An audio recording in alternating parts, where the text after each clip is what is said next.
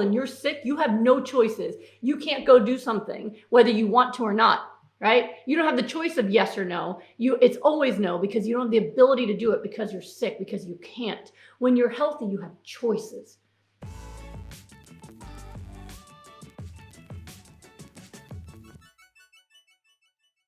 I think I'm a bit afraid of what life might be like when I'm healthy. That's something you definitely want to unpack. Yeah, and it's a common thing, and it's a reason why people sabotage themselves here. It's the analogy I usually use is when I'm working with people with depression or with severe illness, is that it's like being in a deep hole, right? You're in a deep, dark hole, and it's cold, and it's lonely, and it hurts, and you don't like it. It's very uncomfortable. However, the only way out of the hole, because you can see the sunshine, right? The only way out is you got to climb, but you don't know what's out there.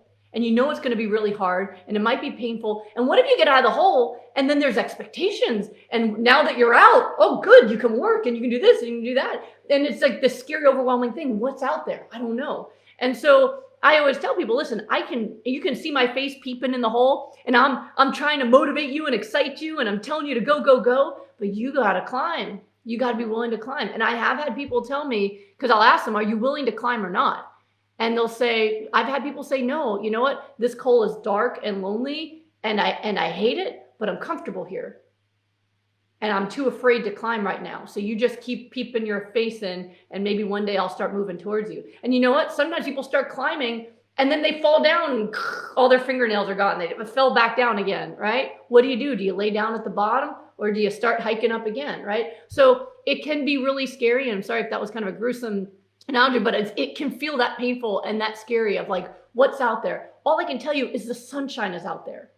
And guess what? If you don't want to do something, you now have a choice. And that's what being healthy is about. It's about choices. If you're in that hole and you're sick, you have no choices. You can't go do something, whether you want to or not, right? You don't have the choice of yes or no. It's always no, because you don't have the ability to do it because you're sick, because you can't. When you're healthy, you have choices. And yes, then you do have to have boundaries and be able to say, actually, no, I won't be able to help you with that. Or yes, I would love to go to that. But having choices is so powerful. And I've been there, and I'm telling you, it's amazing to be able to have choices about what you want to do. And for me, amazing to be in the sunshine, because I spent 12 years being told I couldn't and living like a vampire, right? I have choices now. And that's what we want for you, is to have those choices. So I understand it can be scary to move into some other realm that's different than what you know or have experienced, but it's always better than being in the hole. All right. Worst case scenario, you hate the sunlight, you can always dive back in the hole. You know how to do it, right? But at least give yourself the chance to have that choice.